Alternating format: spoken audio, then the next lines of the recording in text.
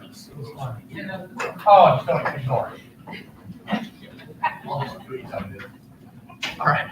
I pledge Allegiance to the flag of the United States of America and to the republic for which it stands, one nation, under God, indivisible, with liberty and justice for all.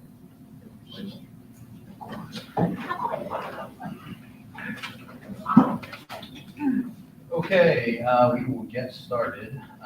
So consent agenda standpoint, the minutes, credit card statements, and then the job position change for camp or parking camp director.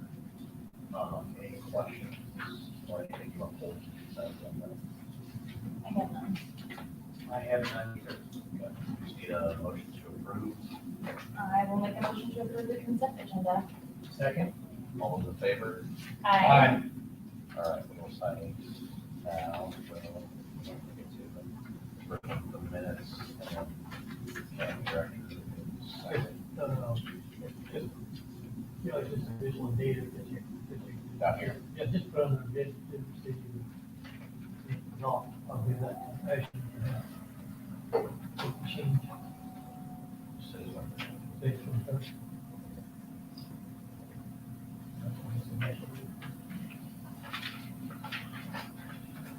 Okay, up next, any public comments? Okay, we'll start off with the liaison reports to town.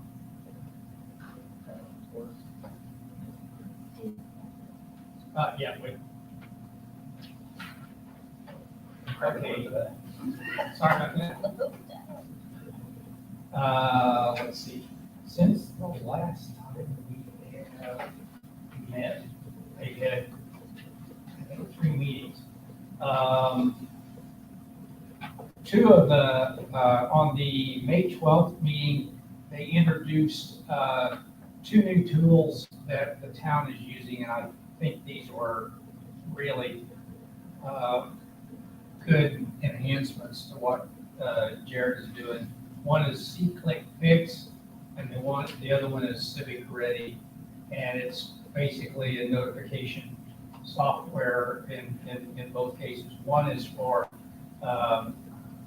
road repairs, the way to report those, and on Civic Ready, it's emergency and non-emergency notification service. So 2 things that they're doing that I think that are really impressive, that they're trying to improve their communication with the public. So I think those are great.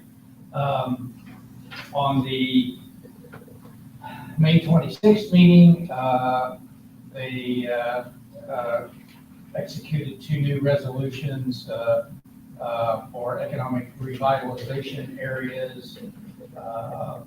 Let's see, and the meeting that I missed because I was on vacation, so I've got to look at the minutes. Just 2 introductions to, it looks like 2 new developments, Sycamore Preserve and Glen Rock Springs. So those were just introductions, so they're just beginning that process. And then there is another meeting tonight. Okay. I don't have a ton of updates at this time, since it's summer. I guess the overall arching theme right now for the school corporation still continues to be growth, a lot of growth. I think I heard there's either 83 or 84 new hires for teachers coming in the fall. I know that several of the buildings will have to be using like the outdoor classrooms again this year. They will be starting on some of the new projects, construction with the high school and different things like that. So again, it's just that it's a continued theme that I constantly hear is this growth. The other thing I just wanted to update everybody on was kind of a collaboration that we did with the Avon Education Foundation, the National Art Honor Society, and the Arts Council, Jiffy Lube. It was kind of an overarching, the mural, if you have not seen it, on the east side of the Jiffy Lube has been completed. And that was a first of its kind project, which was exciting, where we partnered with students from the National Arts Honor Society, and every couple of years they will get to paint over that mural And so kiddos that are going through that program at some point in their high school career will get to paint a mural on the side of that building. So it was just really neat as we kind of did the ribbon cutting on Monday to see all of these different entities come together to make that happen for the students. So Were they all A1 students or was it? all A1 students. Yep. And that National Art Honor Society it was its first year. So it was a really neat project for them for their first year.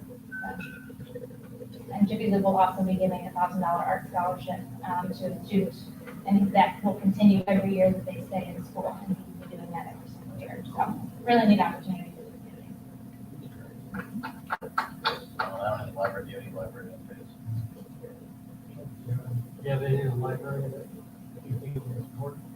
No, I mean, we're still chugging along, and I don't know if anything major has changed. All right, department reports, township assistants. So you have the report, see if you have any questions. Total amount year to date, granted was 18,435 and 48,408 year to date. And that's 18,435 also includes the grants to the Marion American Pantry. Yes. Okay. All right, human resources. No X. Close to the computer, apparently, so pick us up. So May was busy with hirings for the pool. We hired a total of 56 lifeguards, 12 admissions and concessions. We also hired 9 camp counselors and 1 seasonal groundskeeper. Recently, we had some retirement meetings for the INPER 77 fund for our firefighters. The other retirement funds are scheduled for July. On Monday, we have 2 new firefighter, one's a firefighter EMT with a firefighter paramedic starting, as well as some more lifeguards Friday orientation and concessions on Friday. So we're just busy hiring as many people as we can. Has it been okay finding folks? Yeah, I mean, it seems like every time we need someone, there's someone waiting, so. Okay, good. Yep. Not everybody can say that. Yeah. Yes, at least at the pool, let's say that. All right, community engagement. The common theme is going to be that we opened a park and we were pretty busy the last couple of months, and the fire station as well. But basically all of last month, there was just a lot of things that went into getting the park ready to go. Sponsor signs, cabana signs, menus, admission signs, ID tags, all of that kind of stuff to help their grand opening go seamless as possible. So we were busy with that and promoting the grand opening on social media and getting people to come. I wasn't too involved with Station 144's opening, but we were definitely still promoting that. And the Citizens Academy, we started promoting that. We have now since opened enrollment for that, and we closed it this week at 10 applicants. Looking to move forward and actually start the Citizens Academy in July. So I'll be working a little bit closer with Jared and then a few from the town and getting that kicked off July 12th. And I've also been working with kind of a collaborative group with the Chamber of Commerce and the town parks and our parks with the Harvest Moon Festival and the Summer Concert Series. Let me those 2 things too. So. Okay. Any questions? No? Okay. All right, Parks and Rec, creation.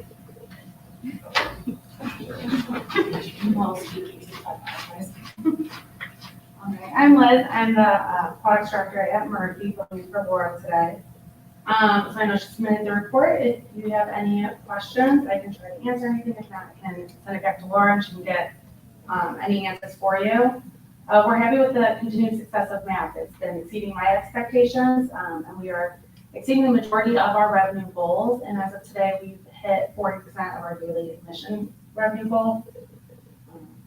For Murphy Park, we're open and operational. We're still making it through our punch list, and we should have an update for the playground next month. So my question is gonna be this, only because I hesitated to bring it. So it sounds like some people are just kind of not nice. Yeah, it's everywhere. It's so nothing out of the ordinary or, No, I mean, there's always gonna be some people who, oh, I know. no matter what, you can't make happy, but the amount of positive people and happy customers we have is far outweighing Oh, yeah, the negative. Okay. So, yeah, nothing super abnormal. gotcha. I'd say that for some of the lifeguards and folks that maybe their first job, people were Absolutely, not so absolutely. nice. Which is a shame that they're the ones getting burnt to it. Right. But I like that you're recognizing the kids Yeah. on Right. Facebook or that are good. We have our newest one this afternoon, they get her when I get back, or newest part of the week. So, Good. yeah, it's been good, they're having fun. So kind of what Ashley had mentioned earlier with getting recruits, the current guard class that we're hiring are all direct recommendation, or not recommendations, but referrals. Good. From lifeguards who have told their friends and their friends want to come work here. So Good. that's always a feel good when we want to bring more people on board. Yeah, absolutely. Well, I just wanted to comment, one thing that you had said, I was thinking of my daughter. Yeah. You said, it was the same thing, she said, some of these patrons, can go by and they're gonna continue to act like that, but you said all the guards and the concession workers are awesome. They are. And I just thought that was a testament to our community, Yeah. I think, and to you guys and these kids, that they're solid hard workers, and I'm really proud of what we've been able to do. I've been very blessed with my staff this year. Every last one of them being new. Yeah. They're really good kids. Well, the kudos you guys do for training them, because if they're not trained well, they're not gonna know that either, so. Right. But they're positive on that as well. Dr. Winters was at the soft opening, and he recognized a lot of kids that did a pretty good job of being in high school. Good kid. A good crew. Thank you. All right, fire. Good afternoon, I'll hold off on training ground and station update till the next part. So from my report, I put in there that we have 2 new recruits starting next week that were approved by the pension board. They're firefighters, like she mentioned, so they're already EMTs or paramedics, so they'll be starting for the fire portion, going through their orientation next week. Put in the budget, or in the report, that Ted and I finished our budget work for QM, the operating budget, to be forwarded to you guys, so we're pretty much done with that till we get feedback from you folks. I also put in there just so you had kind of an idea of what the increases are looking like. The truck that we just bought, we paid just under $600,000 for it, the exact same truck we were last week, is going up to $776,000. So that kind of tells you what we're looking at as far as price increases go. Last week, we did have a successful junior police fire academy that we did with the police department. It went very well. The girls worked hard and went really well.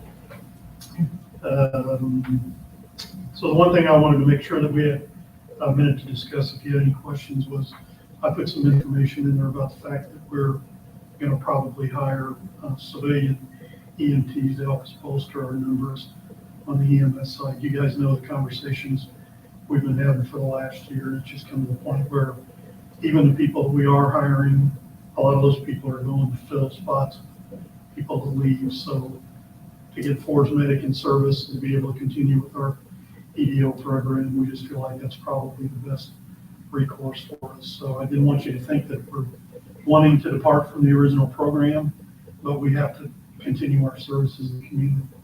And this is a way for us to do that.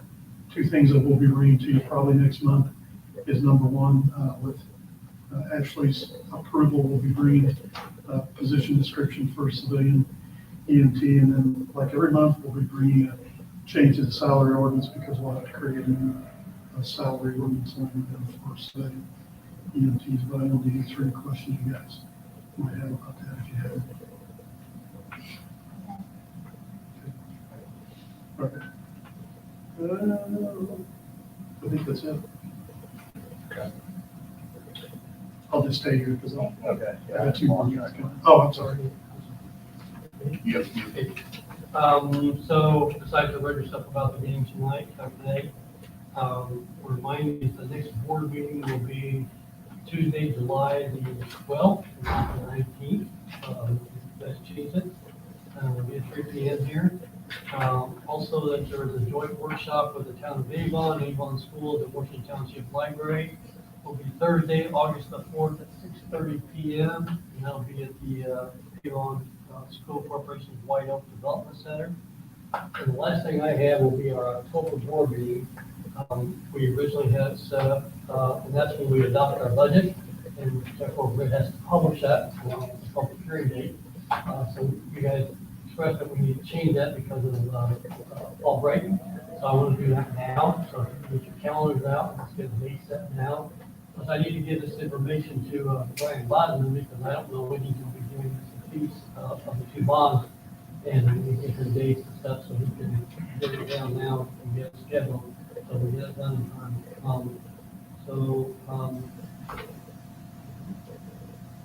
Are you looking at a Tuesday, Yeah, October 4th? the first week of October. I don't want to wait till the last week because that's too close to the state deadline. I don't want to take a chance of something happening that we don't get it approved and then it's not. That's enough. October 4th works for me. October 4th? 4th, it's my meeting. So is that Tuesday? That's a Tuesday. Tuesday. So it'll be changed to October 4th. We'll make a notation of that. And that will be the date that will be published and it'll be at 3 PM. Okay. That's all I have on the trustee. All right. So now you're back up, training ground update. Okay, so if y'all haven't been by, the training ground, the tower is complete. It's, they set the containers on Monday. They had a crane there, and since this has been such a long process, I was there at 4:30. They still had a couple to set, and I just had to stay and watch them get the last two set so that they were all put together. But they worked through Thursday. Friday, they got their plane to go home, but everything's complete on the tower. It's all painted, everything's put together. They're actually, Chief Schaefer's doing some training on, what's the, in the PhD? 1403, 1403? live fire, Okay. live fire. There's a specific NFPA standard that we have to follow anytime we want to use that facility to burn. And we wanted to train as many people in the department on that standard as we could. So this week and next week, I think.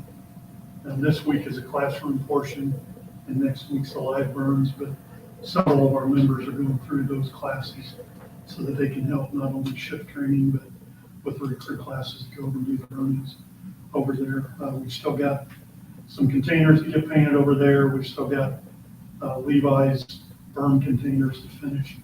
Hopefully that will happen in the next 30, 60 days. And we gave the approval to the fencing company last week, and they said it'd be 6 to 8 weeks before they got the fence put up around that area. But it's starting to look like a training ground, a full-fledged training ground. If you're interested in taking a look at it and you want to go over, we'd be happy to give you a tour. Yeah, looks nice.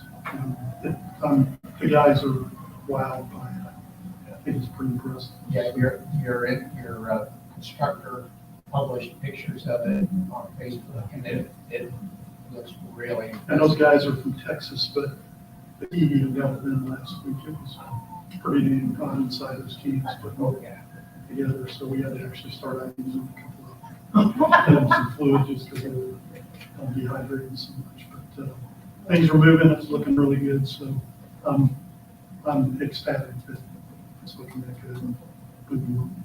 We're going to be doing live rooms next week. Are they going to be in there? Or? I don't know, it won't be in the, no, we won't be burning in the big building. There's potential of some smaller burns in the other building, next week, but that may get pushed back just a little bit, but we gotta double check the schedule. Yeah. Whenever we do it, we could put it on Facebook because there's always somebody going, what's going on over there? There's a fire going on. We'll make plenty of That way they know what's going on. And If we we've want to already, go by, we just want to text you. yeah, if you want to, we can show you around. So really happy to have that moving along and getting ready. One of the problems that we have to deal with when we do those trainings is if the heat gets too high, we don't want to take a chance of the guys getting overcome by heat having their gear on. So we have to adjust that schedule to where when the temperature gets down to the point where we can safely. If they have to go with fire, that's one thing, but we don't have to put them in harm's way if they don't need to be, so we'll stay away from that if we can. So we'll have to get it on that. So, Station 144. As you all know, June 1st, we opened the station, had our ceremony push into the station, opened it up, the guys started making runs. I know Ted did some statistics, I don't know, a couple weeks into it. 40 runs out of that station in the first week. So they're, and that's even without having a medic there, that's just the engine itself. So it'll be even more than that once it gets to that point. We've still got a couple things still hanging. The floor in the weight room still hasn't been installed, so we still have that to do. Really, other than that, in the generator, there's some punch list items on the exterior that they're still working on, but I'd say 98, 99% of the stuff down there is completed. And before John takes it over, in the closing remarks of my chief's report, I wanted to mention, I recognize this month in my report, the team of people that helped us design that, and they included Deputy Chief Ted Allen, Deputy Chief Jason Porter, Battalion Chief Chuck Thompson, Lieutenant Mike Caldwell, Lieutenant Mark Miller, Chauffeur Matt Sheets, the Support Services Director Chris Cron, and his assistant Bill Webbs. Those people are all instrumental in helping us design that and get it all built and get it done. So I want to recognize them and thank them for their work on the station.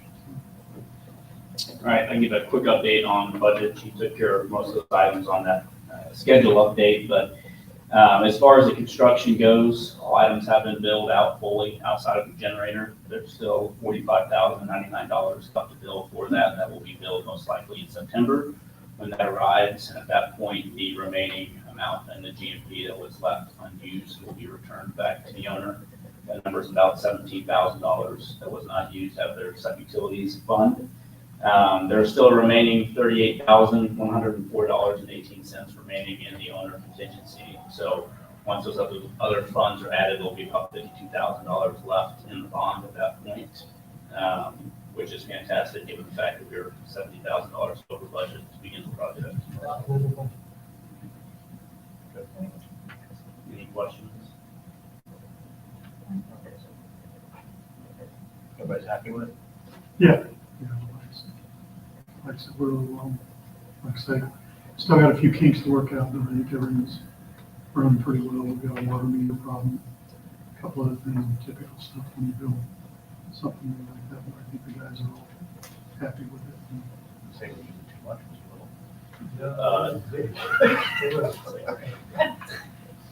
all directional, guys. Yeah, That's not good. dig into that one. Yeah. Okay.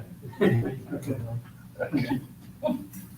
All right. Liz, did you have anything on Murphy Park? Did she give you anything? She did give me the just in Murphy Park update, we're open and operational, still making it through our punch list, hope to have an update on the playground next month. Perfect. All right, so the Murphy Aquatic Park project has been open, like Liz said, for nearly a month now. I'm always amazed by how many people are out there. When I go out there, it's incredible. But regarding project budget, there's still remaining $78,536.99 remaining in the owner contingency fund.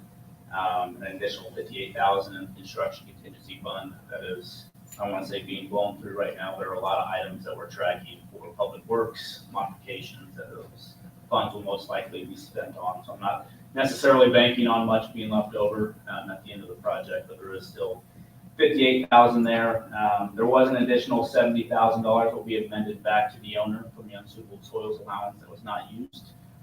So all in all, that leaves about $150,000 remaining in the owner contingency, which again is awesome considering the fact on this project we were $500,000 over budget. So well done to the entire team that made this project come to life and stayed under budget on both of them.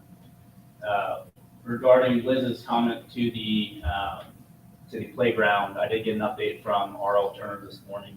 They said the playground equipment is expected to arrive next week. Okay. So there's still some site work that needs to be done. The pour-in-place concrete surfacing needs to be in place before they can start setting the playground equipment, but it looks like it could be even sooner than we originally thought. So I'm waiting for an official update from them on that, but that's great news there, and that's a aerial that I took last week, so beautiful, beautiful park.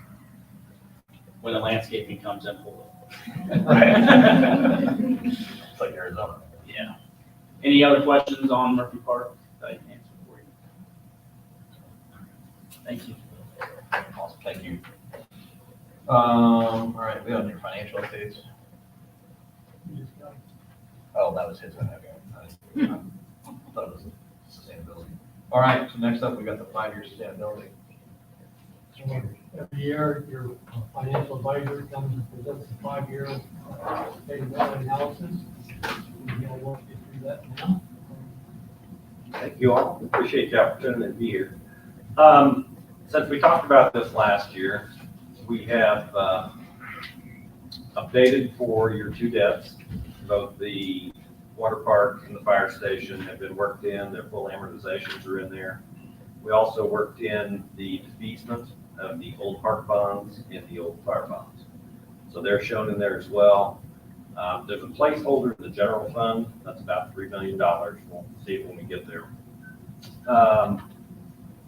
We had some questions that we had out to Brian Bosma as to what we do with the existing debt funds, in the fact that we want to do the defeasance this year. However, part of the 22 tax collection is for the January 15 debt payments. So what I think I've worked out with Brian and we'll talk to Britt about is he thinks that all the money should go at one time to the bank trustee. So the number in the general fund might be more than $3 million. And then when the December distributions come in and before year end, you may want to claim those 2 debt funds as dormant, so that when she receives the December taxes, whatever balance is remaining falls back to the general fund, and then it'll net out to about that $3 million number. So mechanically, I think that's how it'll work out. Shows a little bit different than the fiscal plan, and we'll flesh that out with bond council. Assessed value was higher than what we had anticipated. I think your coming assessed value for this coming year is probably going to even be higher. I didn't put it in the fiscal plan because I don't want to see this big spike go up and down, which I think is probably what happens if we go into recession. So what I've done is continued that 4-year rolling average that we've worked off of for the last several years. The fire budget is estimated based on what the fire department kind of thinks of for 23. If we work that in, it's at a higher level than your normal growth factor. But if we work that in, it looks like you've still got about $2 million in reserve of fire maximum levy that you can deploy at some time in the future. So again, based on the things that you've done over the last few years and what we thought it was going to look like, it looks just like that, except a little bit better because assessed values up, tax rates are down. The circuit breakers continue to rise. And Don and I had this conversation the other day. You know, in most communities, we look at impact of circuit breaker and tax rate. Here, that doesn't really work because you keep converting 2% farm property into multiple homes that all have circuit breaker impact. So I don't know exactly how we would model that going forward without getting into something really in depth that I think might just be a waste of taxpayer dollars chasing a number that's not really relevant. But I think the circuit breaker is going to go up if that trend continues. And as long as building continues, I think it will. That's not shown in the fiscal plan. Again, we're looking at that rolling average of assessed value growth. The other side of that you're going to have some more circuit breakers coming in, so that's going to reduce some of your revenue. On the other side that I haven't worked in is I think you will have a lot of increase in income tax going forward. But because we really haven't seen the hard data of 20 and 21 and the effects of COVID and the taxation of that income, I left it at a flat model going out after 22. Again, I think that'll be better. but I don't know what the circuit breaker is gonna be, so the two may offset. I have a feeling that you probably still end up money ahead, because I think that the income taxes and the potential for growth in Hendricks County is huge. With that, I'd be happy to answer any basic questions, or we'll run through this. Could you remind me real quick, how the income tax works? Like the money we're receiving now is actually, The money you're receiving now is measured off of 2 years prior, because. based on the audited The way the reserves. state sets it up, they set the reserve and put it in there, and so that's why we've been, COVID, and, I guess one other point I would make, the two comments about if you have any excess bond proceeds, once you guys close out all of those projects, that money flows back into debt service, so that it benefits the taxpayers and lowers their tax bill. So it's not that there's excess there for something above and beyond what you had planned. That's kind of part of the estimation process, but it'll work itself out and benefit taxpayers accordingly. So you want to run through the particulars, or do you just want to stay with the highlights? Yes. Yeah. Sure. yeah, the other thing, good. Would you like front row seat? Like, for the next board meeting, I need to know what cash reserves to have them set aside, we do that every year. Yeah, you want that for your next meeting? Yeah, you can just get that figure for us, because I'll have them set the cash reserve, And when is that meeting? July the 12th. I just need it by 6th.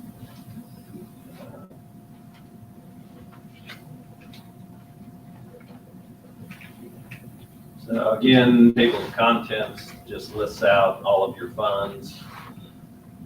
And then property tax components, income tax, cash flows for the various funds. And then the last, that nobody ever wants to read, but it's really important, are the assumptions that, and of course, Steve would laugh at that because kind of an accountant joke, but all of the assumptions are what make the projections true. If they are things that you are unwilling to do or you think are unrealistic, trash in will be trash out. So it will not result in what you think it is or what you plan it to be.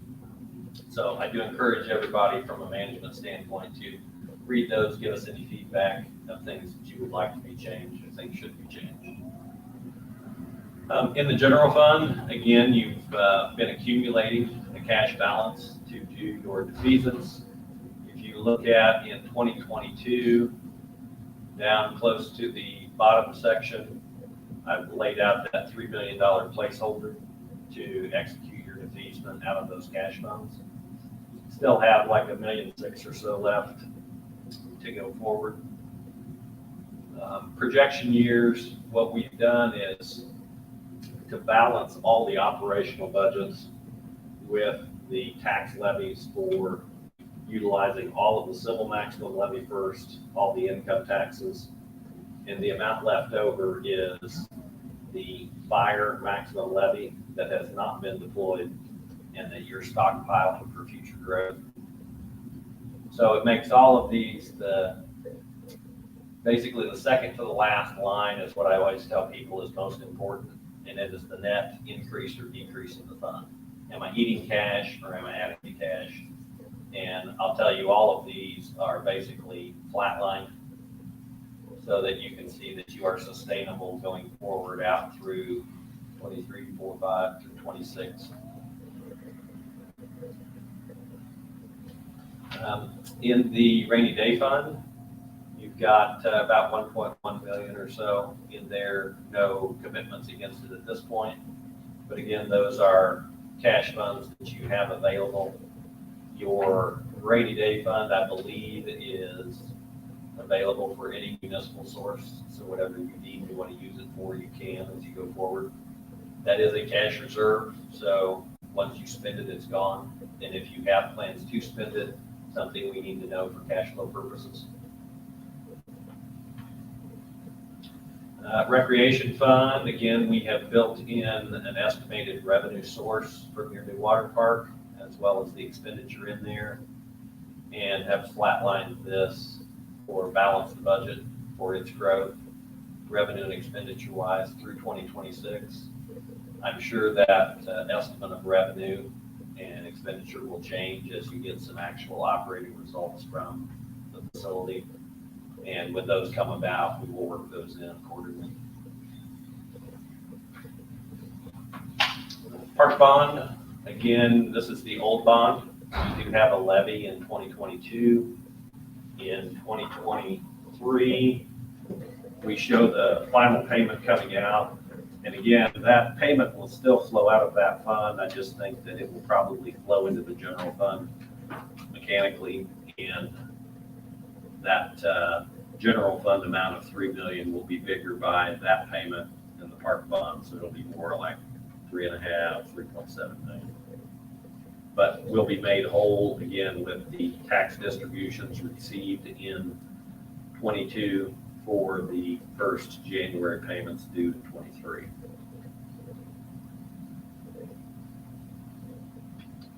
The Murphy Park lease, this is the debt service payment that appears first in 2022 on your property tax rolls. And you'll see we're just creating a minimal operating balance so that you have the amount available to cover principal and interest when due. That amount can be, as this is a new debt, it is allowed to have a 15% operating balance. And we may get to that point, or we can jump to that point in 23's budget if you'd like. I figure we will probably build that into the budget and advertise it. And then when we get to assessed value numbers for pay 23, you can kind of see what the hit is on the tax rate and decide whether you want to get it to its full 15% operating balance or whether you just want to meet principal and interest when due. You can certainly do principal and interest when due. Of course, one of the things we've seen in the last several years is your other two old debt funds were principal when due, and you would come up short because of the circuit breakers from the previous year would short your cash, and you would have to do a temporary loan between funds in order to make that January payment. Again, that's perfectly fine and something that you can do and what you're required to do from a cash flow perspective. Building that 15% operating balance keeps you from doing that exercise, gives you a little more of a pad there. But again, like I say, at budget time, we can flesh that out and decide how you want to pursue it for 23 and forward. This is the amortization for the Murphy Park debt. Following page is, again, I can't quite read that. Township assistance. Township assistance is again just revenues balanced to expenditures for the future years, and that will retain the cash that's available in there for operating going forward. Next fund is fire. And again, fire, you have started to accumulate a good cash balance, and this is a conversation that we had several years ago about trying to push more money and cash balance into fire so that we don't have such a huge transfer of cash for your operating cash transfer and tax, or not having tax anticipation warrants anymore, but having the interfund transfer for cash flow. As you've accumulated this money, I think it's going to either do away with that or minimize it. And when I look at cash reserves, I'll look more at cash flow for your next meeting. And again, you can see you're covering your budget. There's a little bit of excess going in there every year. And part of the reason that this one's not closer to zero for the net increase or decrease in fund is that I was trying to get to a round amount of what would be left in reserve and not deployed from the fire maximum levy. And that amount, we'll get to it here in a few pages, is about $2 million in the fire maximum levy.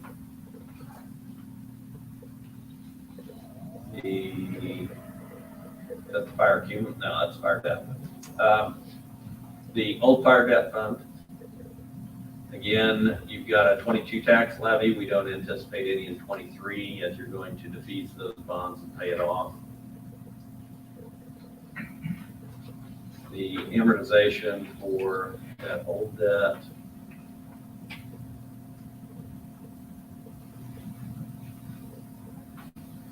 Okay, that's fire station lease bond for the new fire station.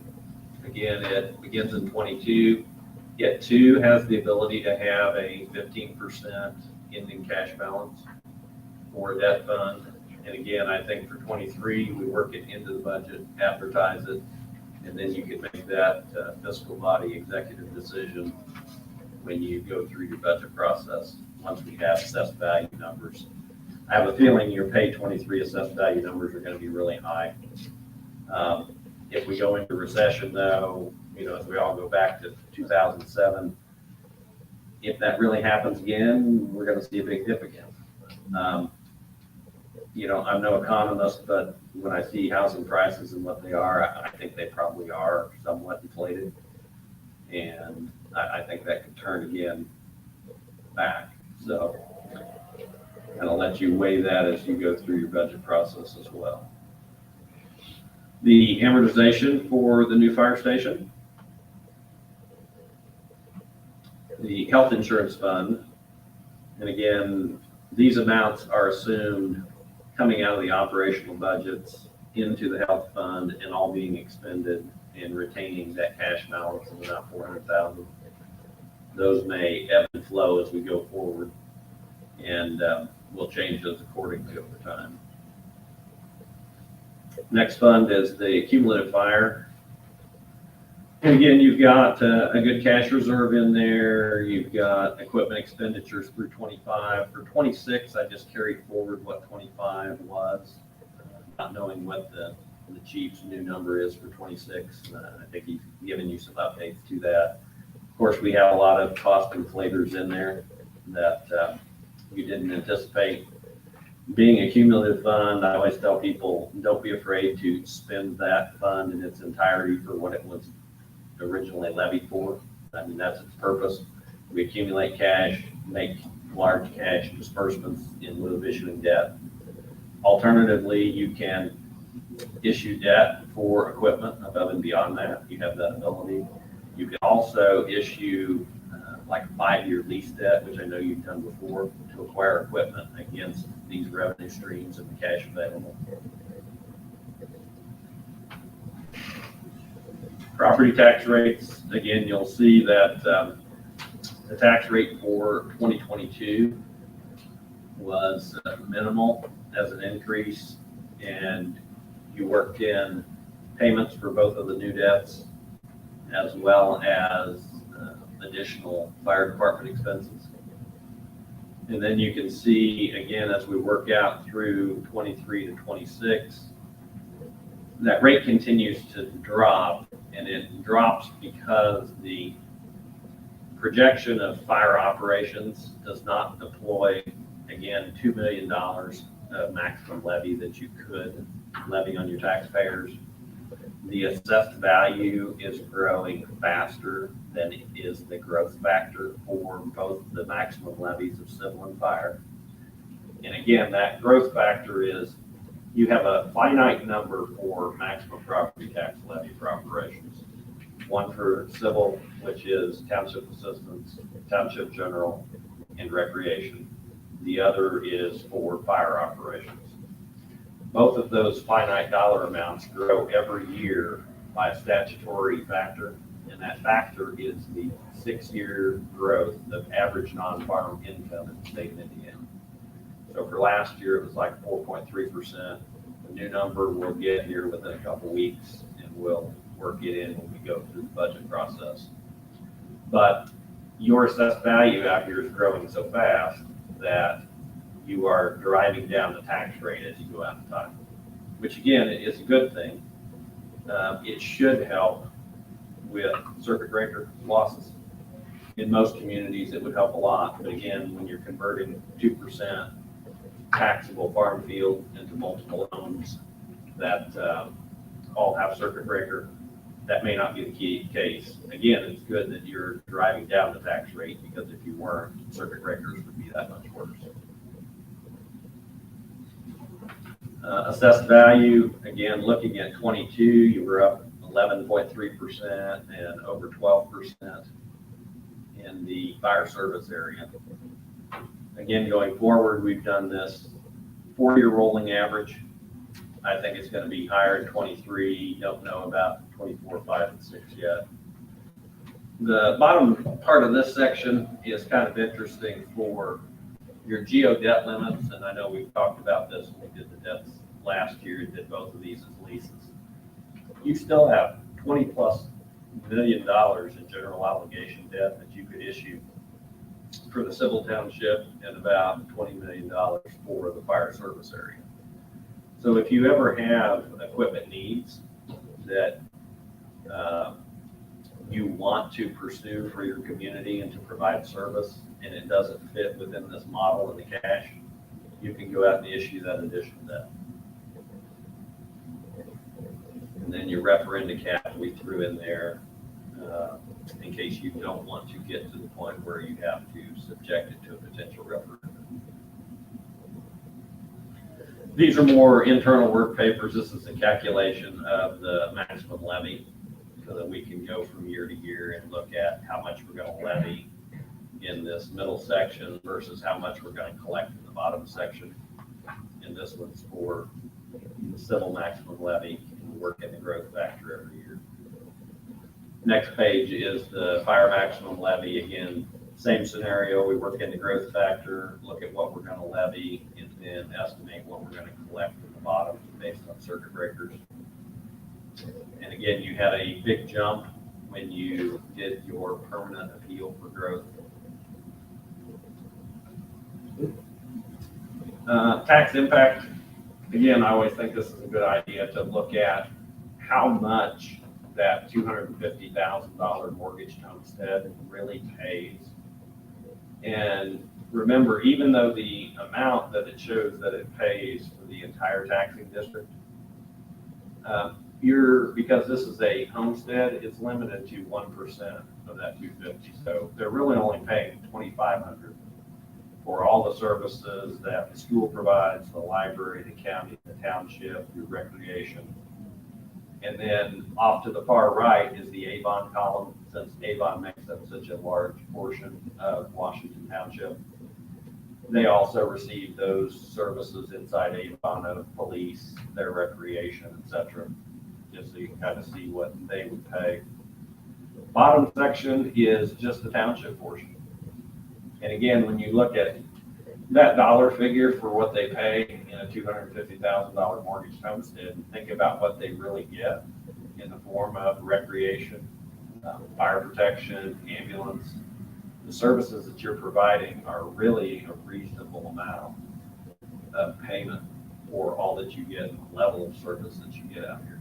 And obviously that's helped by having this many people in a close vicinity with the assessed value that you have.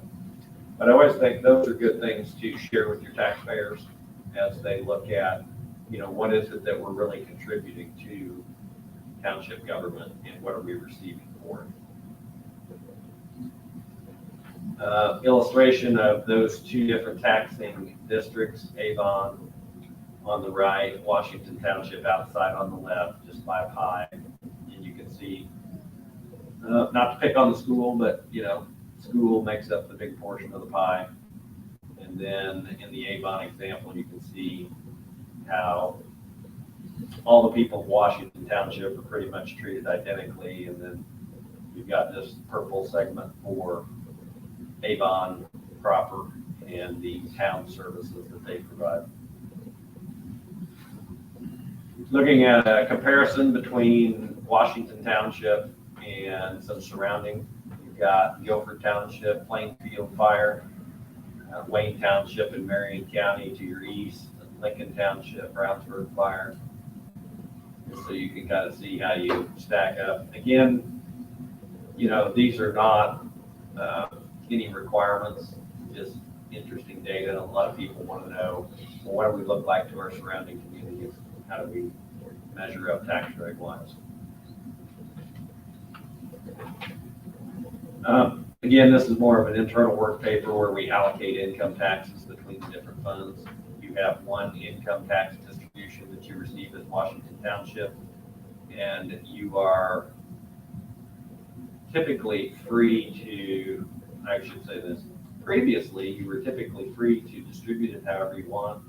There is a Board of Accounts opinion that beginning in the 23 budget, they're going to make you stuff everything into the general fund. And if that is truly the case, which I think they're going to make you do it, you'll subdivide your fire budget because it takes up a large portion of your income taxes and maybe part of the recreation as well. And you'll have basically line items within the general fund that are for fire or park.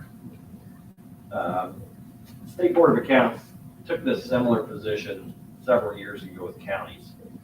And after 40 years of collecting income taxes and putting them in the general fund, the Board of Accounts says, no, you can't have it in the general fund. It should be in its own fund so that we can identify it. So this made all the counties have to, again, divide and artificially subdivide departments within the general fund and allocate them to the income tax fund. Again, something the Board of Accounts never should have done. Within a couple of years, the legislature did away with it and made them go back to the way it was for the last 40 years. I think this is the same situation. I don't know why that didn't go over and stop them from doing this to you. But I think it'll go away in a few years. I'm showing it in the old way. The budget may look different to meet those new requirements of the Board of Accounts.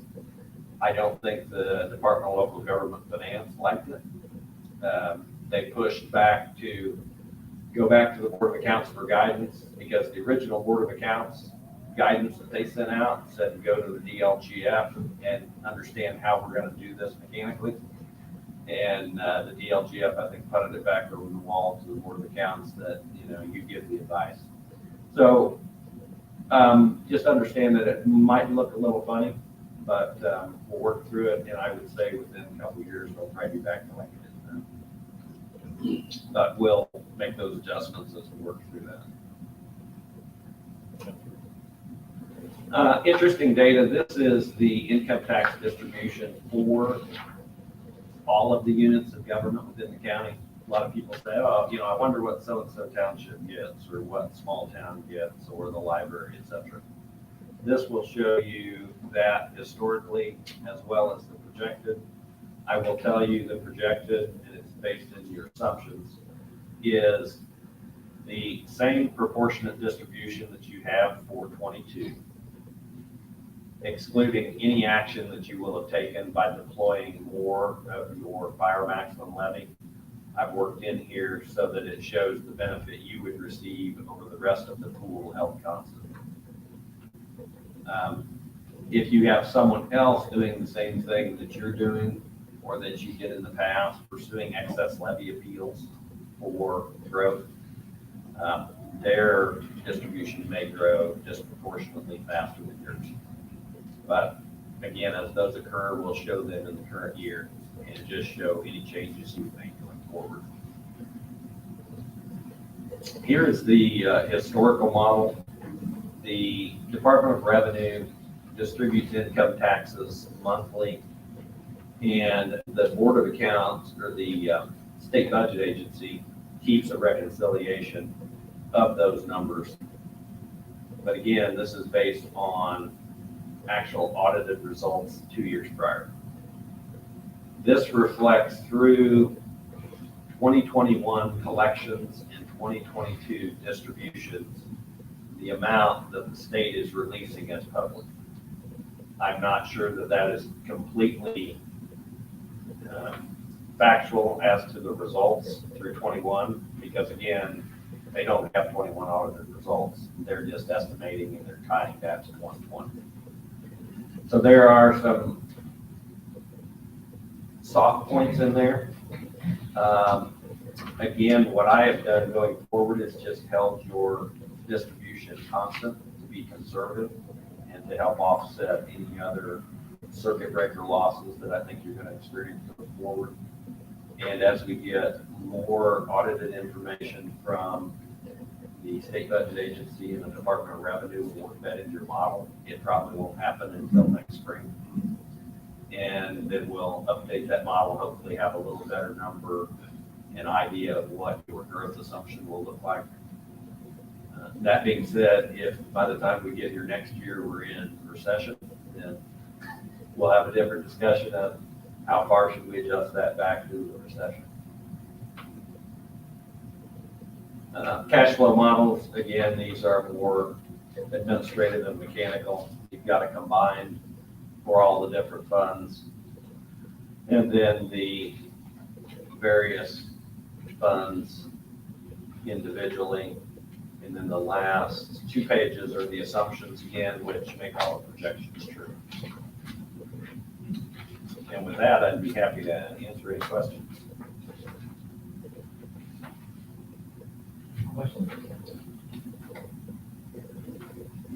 Can we go through some of the assumptions together, just so we're all Sure. on the same page?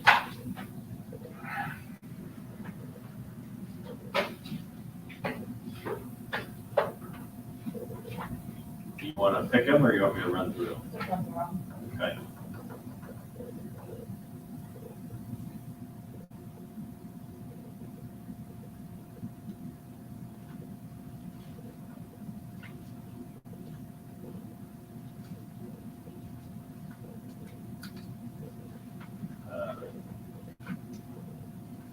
So first part with the revenues, again, I've looked at the amount that came from the DLGF for estimated circuit breakers for pay 2022 based on the abstract.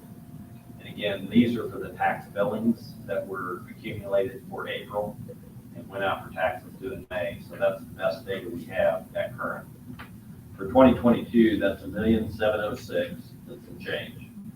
For 2023, I increased it to the $1,801,000 as a proportionate increase of deploying more of the fire maximum levy in pay 2023 for the proposed fire budget.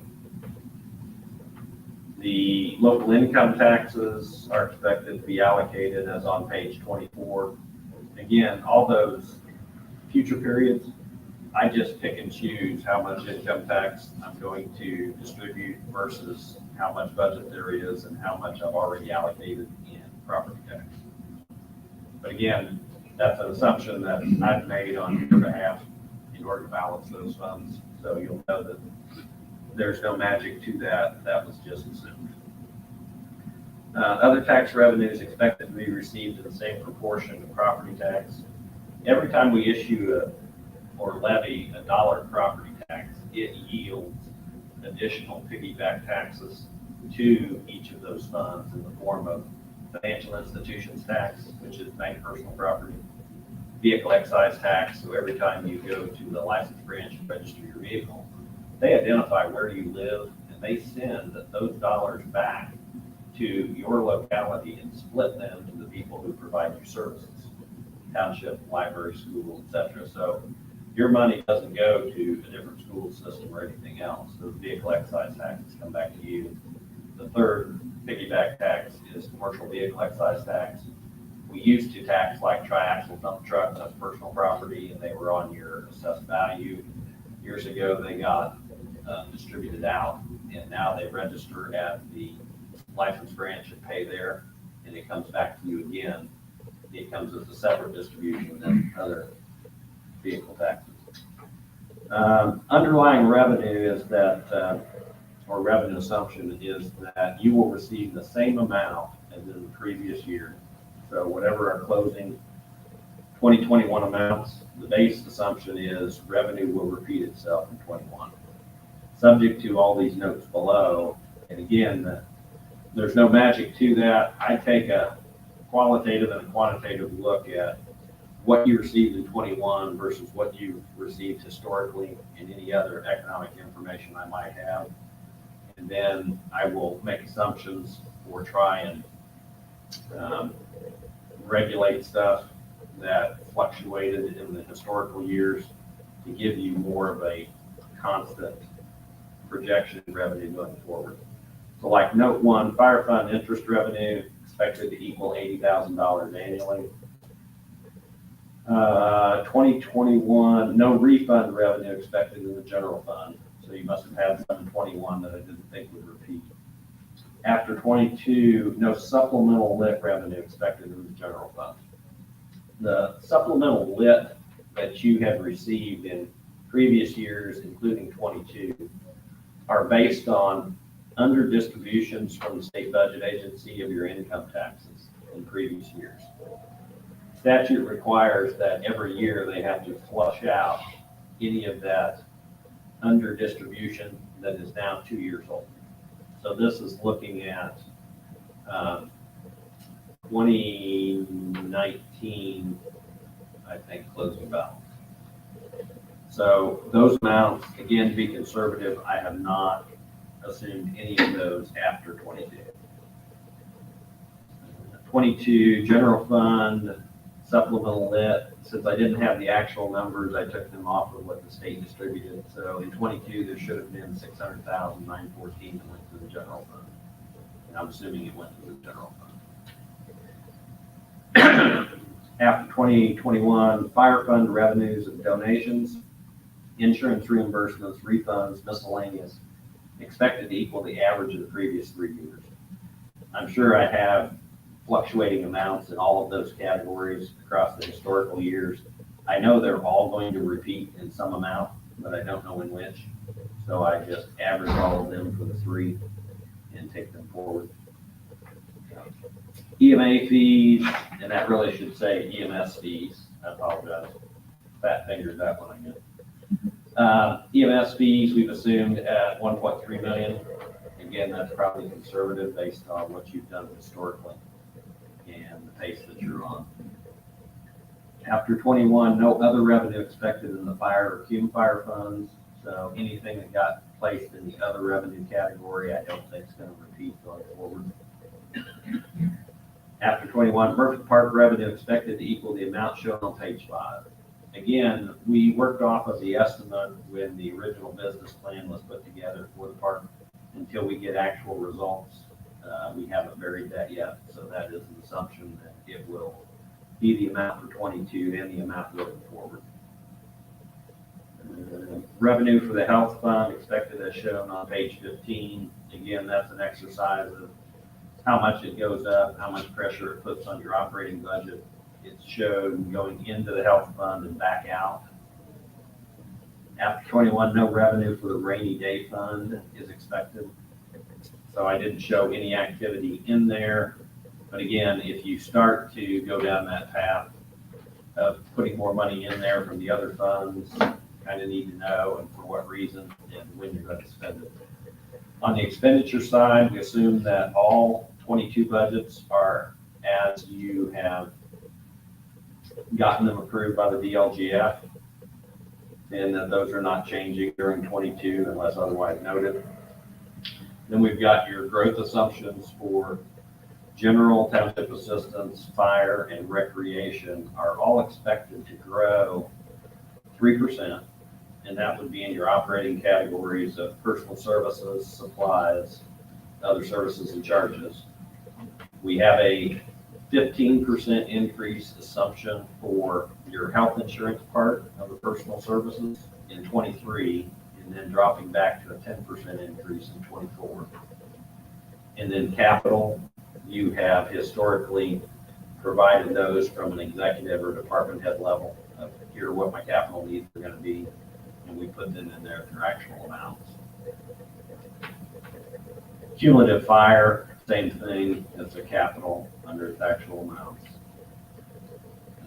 Bottom of that page, additional appropriations and encumbrances after 22 are not expected unless otherwise noted.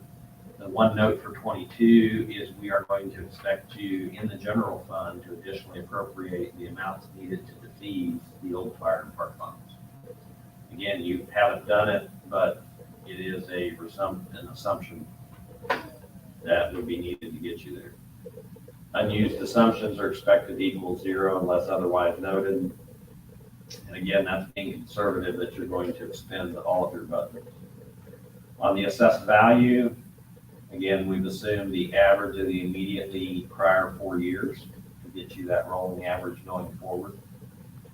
Q fire rate is assumed to be the amount on page 17 according to and adjusted according to annual trending.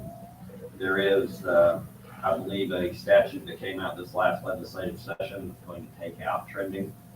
So that one will likely change for the ensuing fiscal plan update.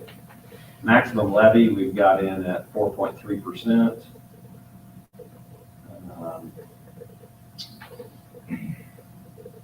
Then the allocation of property taxes, debt service sufficient to cover principal and interest payments with no cash flow impact. Civil maximum levy to the township assistance, recreation, and general funds. Fire maximum levy to the fire fund. And again, that one's kind of qualified in the amount shown on page 20, because again, in that fire maximum levy calculation, we're showing that you've still got $2 million in reserve. So again, that's an assumption I made on your behalf that I think reflects the policy discussion you've had prior. Property tax impact, we use the maximum allowable mortgage and homestead deductions, and the amount of income tax that Hendricks County uses to subsidize property tax. We've taken the 2022 percentages and put those in there, and that goes forward from 22, as that's the most recent data we have. Income tax components, allocation to funds, the income tax is expected to conform to the models on page 24 and 25. Again, the distribution on page 25 is the historical 22 distribution proportionately. It carries forward except for any additional taxes that you would levy from that reserve you have in the fire maximum levy. And then the allocation to funds is, again, things that I've just selected, amounts that I've selected that balance those funds. Allocation to units within the county is, again, based on what the DLGF has provided, except what you do at the township level. Certified shares, PTRC expected to remain as certified by the DLGF. So for 22, that amount is certified. We expect it to be paid out as it was certified by the state. The history and projection, collections through 21 and distributions through 22 expected as provided by the state budget agency and the DLGF. Collections expected to reflect changes made by the county. As the county makes changes to the overall income tax model, it affects that historical sheet, and we've reflected those if they haven't yet been worked into the actual 21 and 22 numbers of the state budget agency and the DLGF. 21 collections, after that, we are expecting collections to increase 2.6%. Again, probably ultra conservative for Hendricks County. And after 22, the distributions we've expected those to remain the same, again, being conservative. Projected interest rates, we put in at 0.75% for 22 through 26. The state budget agency has provided the amount of interest that was earned in 21 theoretically. That 0.75%, all of the money that you as residents of Hendricks County pay to the Department of Revenue, measured by the state budget agency, earns interest. So they just extrapolate that into an amount for these funds, because remember, we don't know what the real balance is, nobody does, but they do give you an interest calculation and allow you to earn interest on those amounts. Cash flow projections, tax revenues expected to be received according to statute. Property taxes, the FIT, excise, and commercial vehicle excise tax, all roughly come in half distributions, middle of the year by June 30, end of the year by December 30. Sometimes those amounts fluctuate depending on real estate transactions, house closings, Old people like to pay all of their property taxes in the spring. It's funny, but the older your population is, the more they all pay the entire year in the spring. Those are assumed, again, to be 50-50. Other revenues are expected evenly in the middle and end of the month. Personal services expected by payroll, except for those contributions that you make to some of your retirement accounts in March and April. So some of that's front-loaded. That's an assumption. Supplies and other services and charges expected to be paid at the beginning of each month. Capital outlays expected to be paid as shown in the cash flow sheets. Again, we try and make those conservative so that you have sufficient cash flows. Unspent and under and other expenditures expected at the end of the month, and the temporary loans between funds expected as shown on those sheets. We use those to advise you when you develop your resolution to do your interfund transfers. We hand plug those amounts into the different funds and make them all calculate as positive cash flow. Any other questions? I'm not, but my property tax is like home. You don't have any other questions? I didn't go. Yep, I'm good. Good. Thanks so much. Thank you. Okay, next up, we have the senior services grant. Thanks, Jim. Hello, appreciate the opportunity to be here today. Appreciate your support and partnership.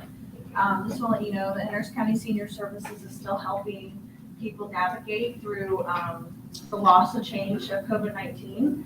But we are back in the full swing of things, and we're 100% face-to-face, which I think is important. We get asked a lot that question still. And there are new faces joining us weekly for support. You have data in front of you that you've read through, I'm sure. And there are a couple things I just want to point out. And in regards to our transportation department, I kind of just want to go back a little bit to show you where we're moving. In 2019, we provided, and I'm going to round just because it'll sound a little easier in the brain, right? 3,700 rides to Washington Township residents. In 2020, of course, with the pandemic, we went down to 2,900. And in 2021, 4,300. So 37, 29, and we're back up and exceeding back up to 43, which is great. And we're trending upwards with the needs that are being requested and that we're meeting. And then in 2021, to reflect on the reporting that I gave you, around 1,500 of them were to non-seniors to work. So I think that's important. While our transportation, we do focus on seniors, but we also, it does welcome all ages. Our still primary request is medical related requests, and we are meeting those. We're just excited to provide as much assistance as we can. We're also providing rides for 18 dialysis patients, and 8 of them are Washington Township residents, so that's 44%. The average age that we serve in Washington Township is 71 years old. I think what's missing from the request in front of you are sometimes the stories that we have that truly make a difference. So I'm going to tell you a couple of those. I'll make them real short. But I was recently doing a presentation, and I have a lady, we're having people, it happens anyway, but we're having people after the pandemic, a lot of family members are moving in together to try to avoid, nursing home, et cetera. So they're taking care of the family members at home. We have caregivers, like they're moving with their children that are quitting their jobs to be able to provide that. So I have a lady who moved her dad here from out of state, and she is a single person that is providing, and she said afterwards to me, I'm trying to still put a roof over my dad and my head. So she's working hard to do that. So she feels sad because she's leaving him at home a lot.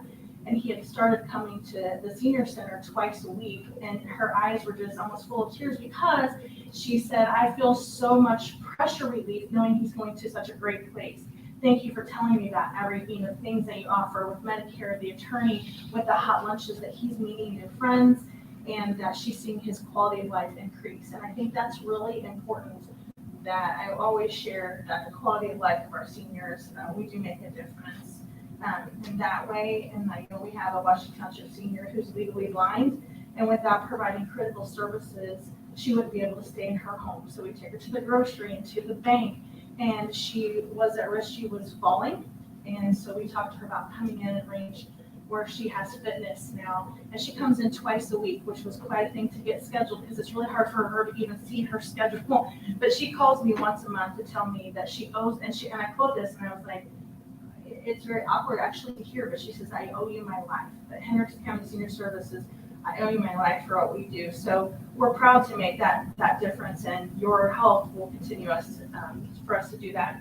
We also provide caregiver support to many residents in Washington Township through education, like Dementia Fringe, fraud and scam workshops, which are huge right now. We want to help seniors and all of our ages, quite frankly, prevent that, but also we want to be a resource if they have been a victim of fraud.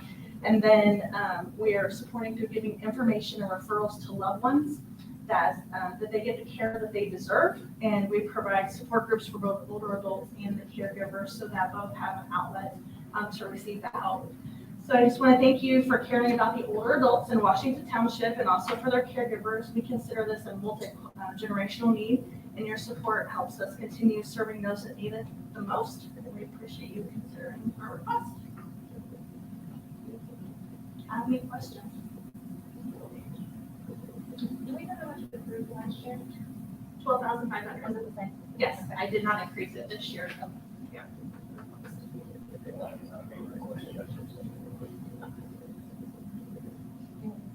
That's fine. Just the overarching breakdown of the budget. Okay. I have another question. Motion? I move that we approve their requested amount of $12,500. Second. Same. So there we go. Appreciate it. We'll send the agreement over to you. Yes, sir. All right, next up is the town request for stream embankment.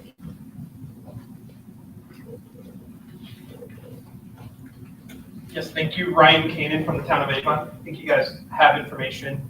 Also, Zach Bain is here with me from the Army Corps of Engineers.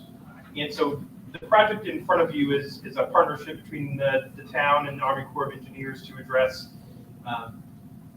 bad erosion along White Lake Creek, in particular in the area of County Road 625, where the road is in jeopardy of eventually falling into the creek if nothing is done. So again, we partnered with the Corps in their emergency stream bank protection program, and we're hoping to go to construction actually here relatively soon.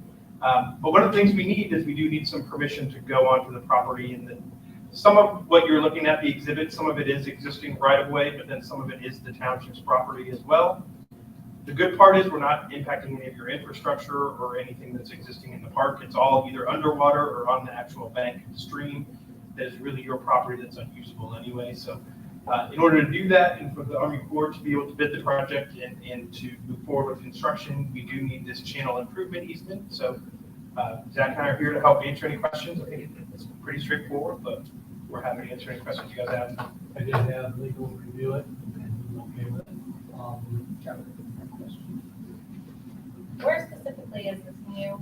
You know, 625. You know the haunted bridges? Yeah. Yeah. That's the haunted bridge. Oh. Yeah, so it's the haunted bridge. So it's just the west side of 625. Oh, Right when you go underneath the haunted bridge. got it, okay. And so like your road goes in on kind of the westernmost side of that bridge span. We're really working on the other side away from where your guys drive back to the Billion Center is. Got it. Approve it and shade it for chairman and I, trustee, will sign the easement, and we'll be there for it, otherwise. Two copies there, one for us and one will be mine. But we'll have to wait to get it notarized, so. That'd be fine. Yeah, because there's a thing with the way it originally that part was set up, and it's part of the governor thing.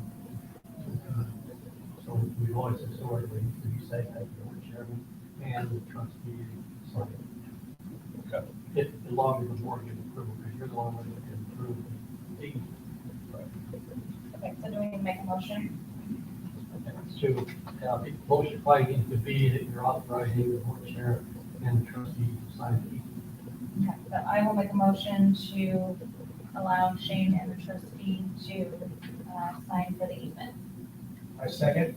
All in favor? Aye. Aye. All right.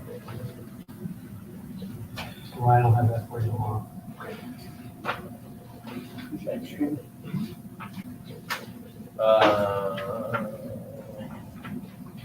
And then next up, combined government center concept.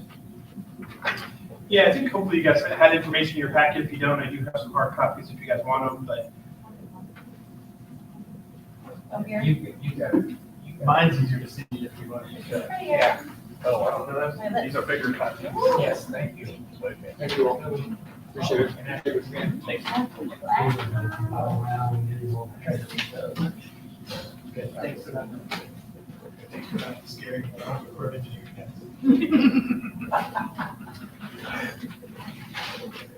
So what you have in front of you, I'll give you a little bit of the background on the story before we get to the combined kind of government center portion, which is one of the things the town has kind of always heard in our 25 years of existence is we never have a place for people to gather, a town center or anything like that. So it's one of the things in our comp plan that was a goal for us. And so what's in front of you is actually a unique opportunity that we've had about 5 years ago, probably. This property was sold to a developer.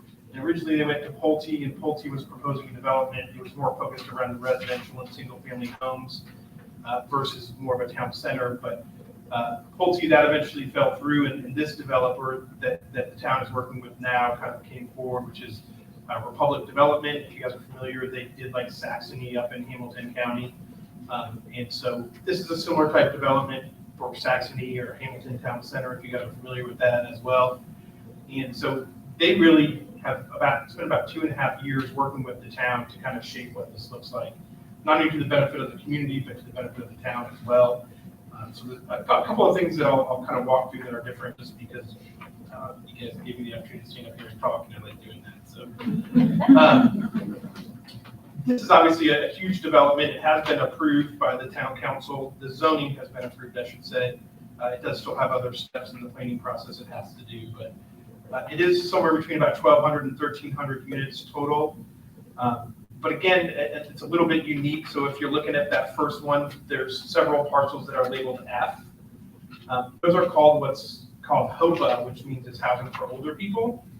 And that means in order to live in there, you have to be 55 and older. So this was kind of one of the things we pushed. At one point, it was solely houses. And so again, to the school's benefit, these are units that we don't expect kids to be coming out of. So that helps. But it also becomes crucial kind of to the success of the town center piece that I'll talk about next. But and then you'll notice B, C, D, and E are all single family homes. There's about 300 units of those.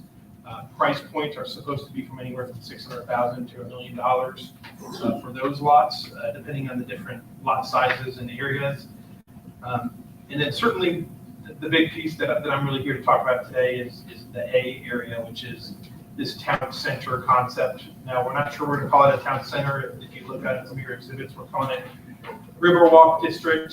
We've had Waterview District. We've had Creekside District. We kind of have lots of names, but ultimately, I think the important part is that it's more of a central gathering area, a town center, where it does have some more density. So, and that's kind of when you go to page 2 then of your exhibits. It's kind of a close-up of the A area that we're talking about today.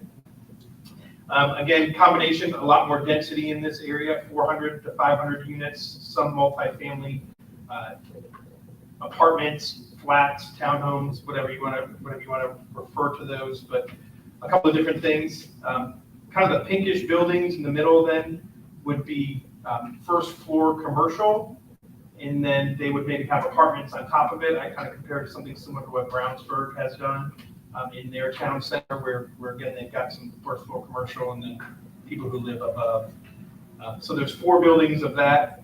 The reddish building would be a restaurant, and then kind of the bluish building, which in your copies it may be a little faded out. I'm noticing on mine it is, would be like an office complex, a 3-story office building. So what I'm really here to talk to you about is the building kind of all the way to the north. That's the whitish color, and that is what we felt was or the developer felt was an important part of making the town center a success, and to be able to attract people and have them there is to have a civic component. So there's been a lot of discussion about what that civic component should be.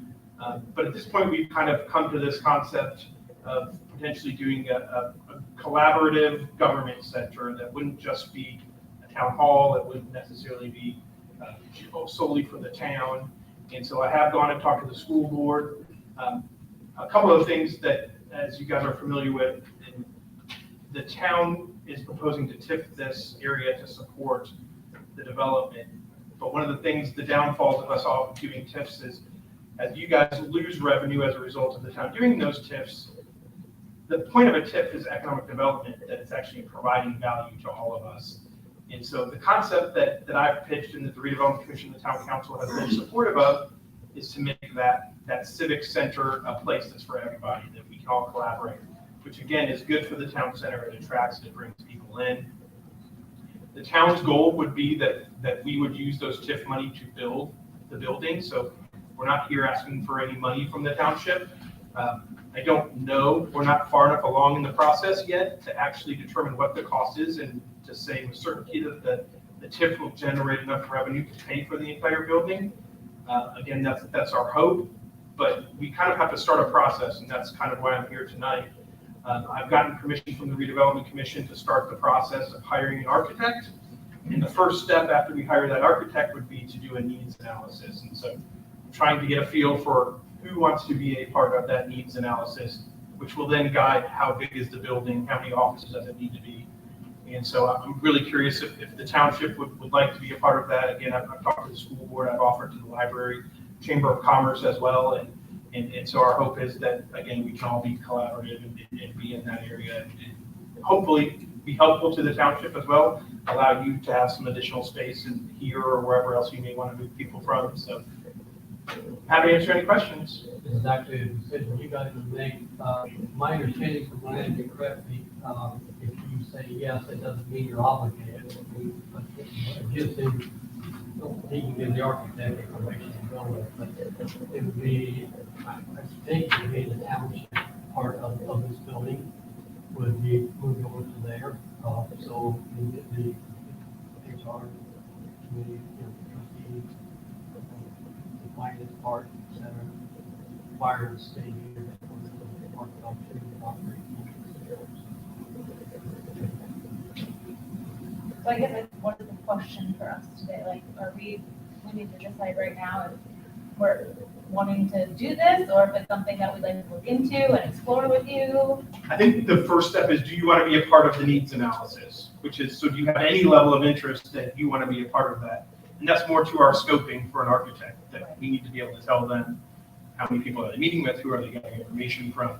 There's no obligation, I think, like Don said, even if you say, yes, we're willing to be a part of the needs analysis, there's no obligation for you to say, yeah, we're going to the building.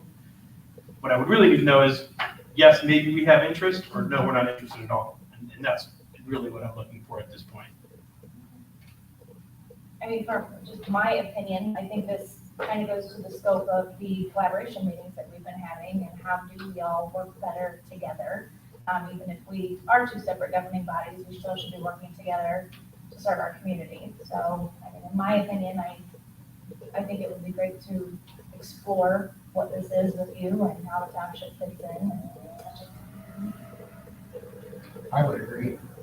I think it's because of, it's not just the township. You talk to the school, the Chamber of Commerce.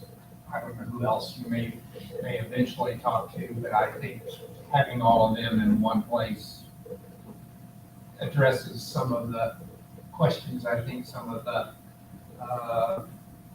newer residents of the township have regarding how we function. We think it's clear, but I'm sure for them it's not. So. Yeah, I mean, I guess my thoughts are, I don't think it hurts to look at that. And I think if you look at those things, I appreciate that you think it's gonna help collaboration and that kind of stuff.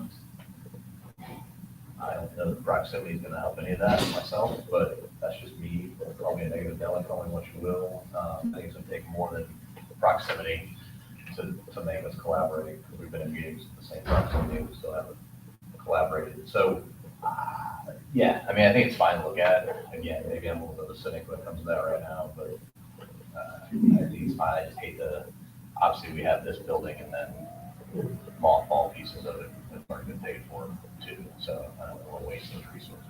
But I think it's, obviously I'm gonna be here, but I think when originally this building was designed, it was designed with the idea that someday maybe the township part would move, or township might go away, or whatever, and so it was designed more for fire.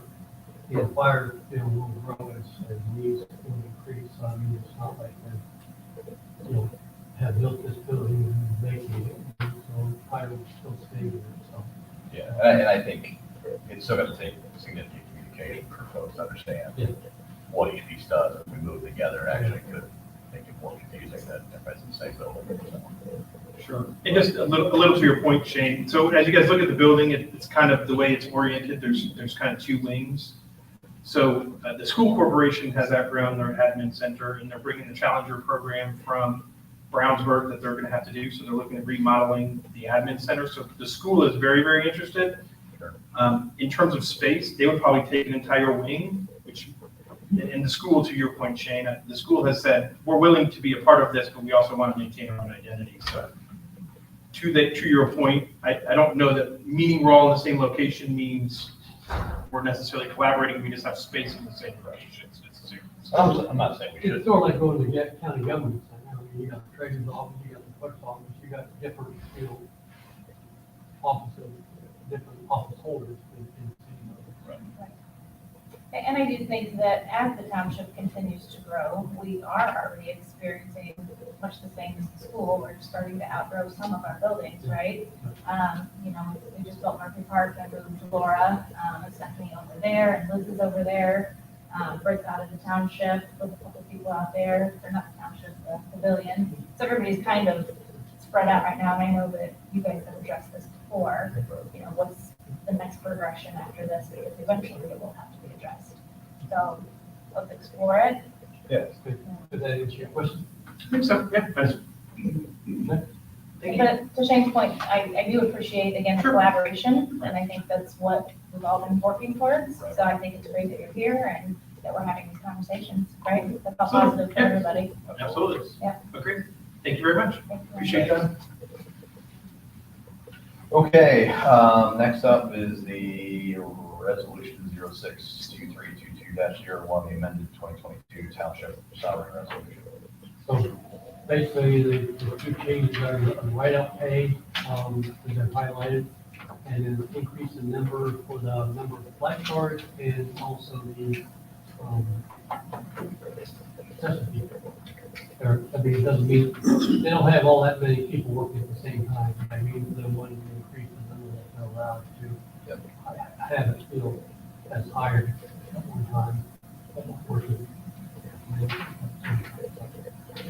Liz, are you just having issues getting shifts covered? Yes and no. So it's kind of a handful of different reasons. As some start having sports, their availability just changes. And then certain days on weekends, we need more people than we do during the week, just based on capacity limits. And as we're noticing, we need, for safety reasons, more guards on the pool for an increase in patrons, and just for speeding up the kitchen, running along the line. We need a little bit more help in there on the weekends mostly. So it's just one of those, as you've been open for a month. Yeah, that learning curve, Yeah. we realize that you might be a little bit more. Again, we won't have that many working at the same time. Correct.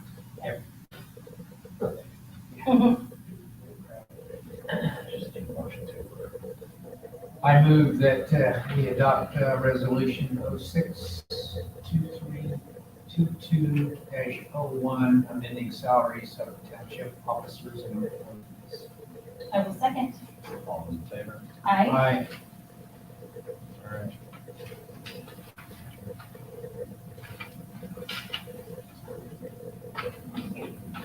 Okay, next up is the 2023 Township Budget Calendar. We already have amendments to that. So the budget calendar, we need to have you approve it, so we So what we're punching in there, proposal is that by August 12th, the January through July 2022 numbers will be given to the department head by the deputy trustee. By August 26th, the department budgets will be given to me. And then August 31st, the budget package will be out to review. And then on September 8th, at 3 o'clock will be our budget workshop. This will be a special board meeting, and that's all we'll be dedicated to, will be the workshop. September the 20th would be the public hearing and a second budget workshop if we need to have one. And then, as he said, the amended thing would be October the 4th, would be the adoption of the budget that we're voting. So that, I just need a motion to approve this proposed calendar with the amended of October 4th instead of October 13th for the adoption. We don't have to sign it. No, just a motion, approval, I will make a motion to approve resolution number 062322-02 with the amendment that we will change Thursday, October 13th to Tuesday, October 4th. Second? All in favor? Aye. Okay. All right, we got that presentation by fire admin on increased fire levels. I know you've been sitting a long time looking at a lot of numbers. There's really no rush. I guess it shouldn't take long, but if you want to continue with the next month's meeting, I'm happy Here, let's do it. to. Okay. Let me on, not spend an hour talking about it. I'm hoping this will be really quick. I'm bringing this partially because I like to think I'm a man of my word, and I know back after the first of the year, we talked about obviously the big increase in run load that we had last year. So I want to give credit where credit is due. I can't take credit for this work, although I've looked it over and I know it works. Caitlin Stovall, one of our firefighters, has been doing some special projects for us, and I threw this in Caitlin's lap, and she's one of those ones that she loves to do this kind of stuff. And she did a great job, so I want to give Caitlin a shout out for doing this before I do anything. So if you go to the page that has the graphs on it, it kind of gives you an overall breakdown of the runs. And what I asked Caitlin to do was to look at 19, 20, and 21s, just so we had a kind of a pre-COVID year and the year after, somewhat after COVID. And so this gives you some just overall numbers. Obviously, in 19, we didn't take statistics for COVID, so on this page, there's no statistics obviously for 19, but in 20 and 21, there are COVID numbers listed there. Our EMS medical runs were up in 21 by about 500, and we'll get into some further stuff about that here in just a second. Further down, if you go to respiratory, down toward the bottom, there was an increase of about 75, which from 300, that's a fairly big increase. Trauma in 21 was at 820 as compared to 727 a year. False alarms under the fire categories, that is kind of a catch-all. Somebody calls and says, hey, I smell smoke in my house. We get there and, oh, well, get a light bulb burned out or whatever, but those are classified as good. I think part of the reason that we could have seen an increase in that is probably mostly because more people were home, so there was more of a chance that those kinds of throws would happen. False alarms and good intent calls, they were both up, and good intent's kind of like a false alarm. Somebody called with good intentions that there was a problem, but it turned out not to be. So that's the first sheet. You go on back to the next 2-3 pages. This breaks down specifically the medical side of what our increases, and that's what I really expected us to see the increases on. So I'm going to kind of skip around just to go to some of the higher increase numbers, but the first category, abdominal pain, it went up about 60 in a 1-year period. Not probably too much of a surprise if you go down to alcohol use, it increased from 43 in 20 to to 70 in 21. If you all read articles during COVID, there was a lot of articles about the increase in alcohol use. So I think it probably makes sense that we would see an increase in that. Altered mental status, we had an increase from 182 to 229. Again, that's kind of a psychological health type of run. Back pain runs were up by about 60. Maybe it's because people were laying around. I don't know, but if you go down toward the middle of the page, we've got 3 categories under COVID. One's confirmed, and what that means is when we get there, the patient tells us they have had COVID or they are an active COVID patient. So we had 91, 63 and 20 and 91 and 21 that were confirmed. Exposure to a confirmed patient, the next category down, it was 8 and 9. So the patient that we transported called us because they had been exposed by someone else that had COVID. COVID-19, the third one down, suspected but no known exposure. We had 31 and 20 and 19 and 21. If you go down about halfway between there and the bottom, there's another category that says generalized weakness. It went from 255 to 400. So that's just kind of a, there were a lot of people during COVID that were taxed physically that, were just felt wore out for anybody that know of the symptoms. So probably makes sense that we did a lot of calls about just generalized weakness. The next page, about 5 categories down, is one that's just categorized as injury. It was 551, it's 473 the year before, so it kind of stayed within the trend. If you go down about 6 or 8 columns from there, there's one that says mental disorder, and it went up from 64 and 20 to 69 and 21, so we had a bit of an increase there. Again, that's a psychological type of run. Pain, non-traumatic, further down, about 6 or 8, 172. Again, I think we could kind of characterize that with a weakness category, people just having pains that they're not sure of. Respiratory failure, about 8 categories down from that, went from 5 to 13. And again, respiratory effects from COVID were big, so that's probably why we saw the increase there. Down toward the bottom, about 4 up from the body, there's one called syncope and fainting. It went from 128 to 140. And again, I think we can probably categorize that with a lot of the symptoms with COVID. And if you go to the last page under vomiting, we had 25. I don't know why we caught it in 21. I didn't catch the other 2 months, but I'm sure there was a lot of that type of symptom that was correlated with COVID symptoms. So again, I don't know that. So are these ever like level listed, meaning? It could be. So if you look at the totals, we did 7,300 runs right in 21. This is showing 60. Well, if you look at the first page, it's showing 6,900, just shy of 7,000. These are just fire runs. That's why it's only 4,600.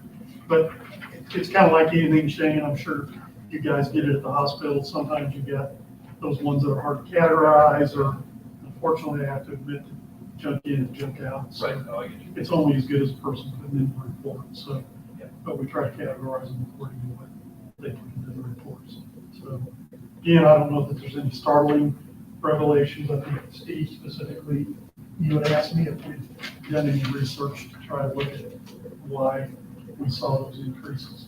Obviously, I think a good portion of them are COVID related to that and people being home more than what they typically have been before. So I think that's what we could probably, I think right now we're trending down just a hair from last year.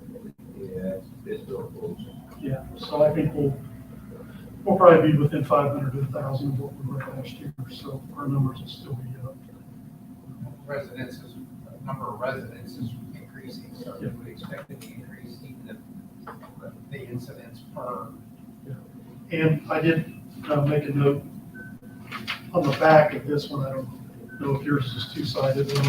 The second one that she put in the draft, it said that it didn't include mutual aid or have received EMS runs. So some of these statistics don't include mutual aid runs, so some of those numbers could categorize the same way in areas that we went into for mutual aid. Don't know if it shed any light, but again, I wanted you to know that we don't just throw it out there and say, yeah, we had an increase, don't know what to do about it. We try to do some statistical work to try to figure out, or can we see it again, or what can we expect further? The big thing also is just to make sure that you can address that we're If we can see patterns, or we know we're gonna leave them with budgeting, if there's certain things like cardiac runs, they're up 300% from what they were the year before, why is that? We need to increase our budget for medications, whatever, but it helps us do some training on that kind of stuff too. Okay. So based on these numbers and the new station up and running, you feel that we are well positioned to continue providing the level of care? Yeah, obviously, again, like we talked about during my report, trying to get people hired that we need to keep the EMS side up. You know, that's the biggest number of runs we do is EMS, so we just try, like every day, try to look at new ways we can keep doing the job and get the job done. So I just have to make adjustments and that's what we're trying to do. Okay, thank you. All right, next is report on consolidation petition certification. So as you know, April 19th, there was a petition presented to you. The way the Modernization Act reads is the petition can be presented to the political subdivision. The requirement is to be a valid petition is it has to be signatures of that political subdivision be verified, and the number to be met is 5% of the total votes cast in the last Secretary of State race. So that would have been 2018. There was a total of 19,696 votes cast for Secretary of State for all candidates, which means 5% of that would have been 985. The petition had 1,348 signatures. This is what I received. I gave it to the county clerk, because that's not the county auditor. So the county clerk did come back and verified that out of those 1,348 signatures, 1,078 were valid registered voters in Washington Township. So therefore, the petition requirements have been met. I'll let Jeff, address real quick what your actions are, or what you can and can't do as far as what the petition does. So,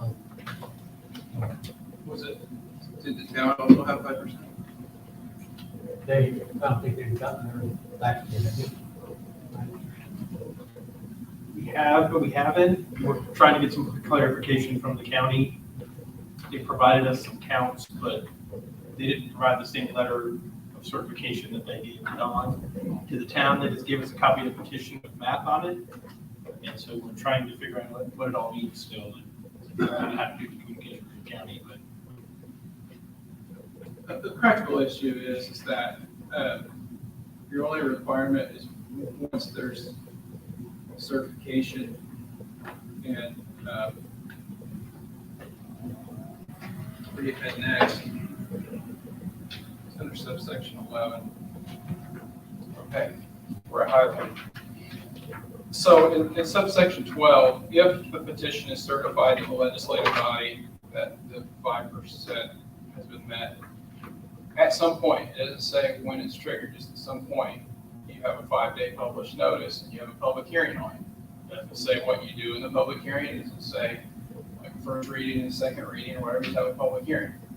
And each unit makes its own decision to decline to participate. Okay, the timing is bad. I don't think this is a good decision. I think we're doing fine with your collaboration. I think this is a premature because of administration changes. You can counter, propose, and say, hey, I think we do want to do it. I think this is a great idea, and let's go down this road. And then you go into the track that I think you've been on in the past of the reorganization committee. I'm not going to go into all of that because it's a very elaborate process and it's a lot of work. Or you can come back and say, I don't agree with exactly what's been petitioned, but I'm going to counter back and say I think we need some other type of reorganization. I don't know what that would be. I suppose you can come back and say, I think we can solve these problems if we entered into a fire district. I think we can solve these problems if we entered into a fire territory. I've been your lawyer for a few years now. That's never come up. In fact, you have one of the best collaborative fire arrangements that I've seen, and I represent everybody across the state, but I represent a lot of people across the state. So that's all you really have to do. So I would say to narrow the field, practically, you just wait and hear what the town's got. You know, if the threshold's not met for the town, then it's a do not pass. Or you can go ahead and set a meeting, do your part, and make your decision known. If your decision is that you decline, timing's bad, you want to do something else, you want to wait for the future, you don't think it's necessary, no matter what it comes back as. It has to be a collaborative. Both parties have to agree they want to participate. So that's really kind of this. When we first got the petition, we just looked at what's this phase. Right. So that's the first phase. We've gotten that completed with the certification. The other party doesn't have their back yet, so it just depends on how much you want to advance your work. That's all. So you can go ahead and try, talk about budget calendar and other times. Is there a time when you want to add this on? And I'll work with Don and Brett about making sure you get that notice. You just want to wait and hear what the town is in terms of what they get back. But if the number is deficient for the town, doesn't matter what you do. I mean, it's got to be both to trigger.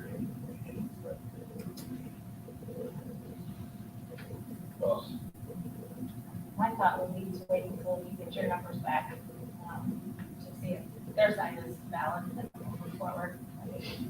Again, together, I think we've been collaborating fairly well, so we can just have those conversations. Another option you also have too, and you can say we want to deal with financial stuff, or something like you said, you can have other options, so that collaboration meeting, that's something that might come up, I mean, that's something the school library said they'd like to see. Right. So, yeah, so you got a lot of different options. Yeah. You could do that in advance of deciding whether or not you want to go forward. The code is at a certain point, you're going to fish or you're going to cut bait. Right. And that is, you're either going to have this meeting with published notice and let the public come and tell you, have an opportunity to speak. I do a lot of territories. There are minimum requirements, financial reporting and capital and all this that have to go into a multi-hearing process. I've done township to township merger. There's a financial reporting aspect of this is silent as to you get certified, you either have a meeting and you decide if you're going to go forward, propose something different, or propose to do it, and then do the financial. But I don't agree that you can do some soft financials, but if you're half there, your number's good, if their number's good, I would not necessarily counsel you to go, we'll go off and we'll do kind of the side thing. You have this hearing to just say, hey, we want to counter and do this side thing, but we do need to satisfy 12. Have a public hearing. And it doesn't say, this Jeff comes back and puts on a talk. That Jeff comes in and puts on a talk. Other codes say that. Districts require that, mergers require that, territories require that. But It's yay big. But It doesn't tell us much. Right, but it's one of those things where both come back, both are certified. We can still have a meeting saying, hey, we have to look at this from a financial analysis standpoint to the impact to multiple entities, correct? And if you decide to go down that road, then we get into that reorganization committee, and you look into it, and it's like, okay, here's the impact. All you're deciding at this threshold level is, we don't even want to do that yet because of whatever issues. You are not required because the petition's certified. All the petition does is it triggers the units, if both units get that, to say, hey, we think it's valid to at least do this study. You are not required to do a study. You could look at it and go, for any number of reasons, but you do have to have a public hearing so people can come in here, because ostensibly 1,000 people, both directions, said it mattered. So you give them an opportunity if they want to come in and back that petition, and what the reasons are. That's all you're doing is having a public hearing, and you decide if you'll go forward. Do we have a timeframe on when we have to have that public hearing? No, there's just a time frame in here about what type of notice we need. So I think it's just kind of to practical standards of, I look at it as two practical choices. If you want to just go ahead and have your hearing as part of another hearing, that you've got set, and just get your cards on the table of what you want to do. If theirs comes along and they have enough, boom, they already know what you want to do. Or if you want to wait, just say, hey, our time is all valid. There's no point in having a hearing when you don't even know if the other party's going to make it. That's very practical. So until they get their certification back, you don't even know if you have a dance partner. So, and then when they do, we'll all communicate about what makes sense. But this is unlike other things. I'll work with Britt and Don about what kind of notice we need. We'll get with Betty as the Republican to make sure we get it in timely, because even with 5 days notice, she has a particular window when she wants to get stuff. So we'll work those things out. I think it is eminently practical that the notices don't mirror, but we coordinate that they're reasonably similar to inform the taxpayer of what's going on. And it would probably be wise not to have the hearings at the same time and place, because people may want to address each unit differently. So, any other questions? Happy to answer anything outside. You don't have anything, or just make it All safe. I'm saying is just, so right now, you're just gonna wait until, That's my opinion. That's my until opinion Julie comes also. back and tells, Julie, then, what treasurer will find out, and then when she tells us, I mean, fine, then I can let you guys know. Okay. Thank you. All right, last time, any public comments or wishes to be heard? Yes. Well, this is very good. If you remember, a year ago, I stood up. Yep. And commented about the Brownsburg's proclamation to support Pride. So consequently, prior to, right before June, I went in and sent an email to Don and also to the town. And I'm happy to report that the town themselves did do a proclamation for Pride Month to help our children and all the folks to, just take pride in who we are. Right. But I just want to make note that the town did it, but Don forwarded it to you, and I guess you guys didn't find it relevant to make a proclamation, but I just wanted to tell you something. That's all. Do you want to? I think, historically, this township, prior to me, we never did any proclamations to my knowledge. When I came into office, I started doing proclamations for retirements of employees. And there was one exception I did for,